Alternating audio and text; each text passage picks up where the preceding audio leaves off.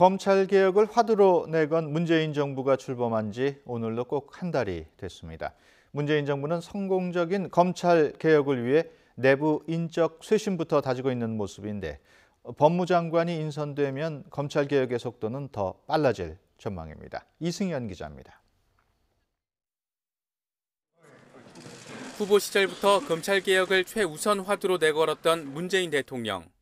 검찰은 수사권, 기소권 분리하고 공수처 설립해서 검찰을 견제하고 검찰의 잘못에 대해서 책임을 물을 수 있도록.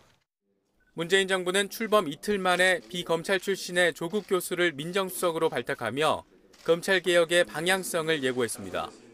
검찰이 그 막강한 권력을 제대로 사용했더라면 이런 게이트가 초기에 미연에 예방되었으리라고 저는 믿고 있고요. 특히 윤석열 검사의 서울중앙지검장 파격 인선은 검찰의 인적 쇄신과 기수 파괴, 세대 교체의 신호탄으로 평가됐습니다. 갑자기 이렇게 좀 너무 벅찬 직책을 맡게 돼가지고 깊이 고민을 좀 해보겠습니다. 어떻게 할지 최선을 다하겠습니다. 또 파격 인선을 이어가면서도 다른 한편으로는 조직 사정을 잘 알고 내부 신망이 두터운 인물들을 법무차관과 대검 차장으로 기용하면서 파격과 안정의 투트랙 전략을 구사했습니다. 특히 이른바 돈봉투 만찬 사건 관계자에 대한 감찰을 문 대통령이 직접 지시하면서 내부 인적 쇄신의 속도를 높였고 이른바 우병우 라인으로 분류됐던 고위급 간부들을 대거 물갈이하면서 쇄신의 의지를 다졌습니다. 새 정부의 검찰개혁 시도가 계획된 시나리오처럼 차근차근 진행될 수 있는 배경은 뭘까?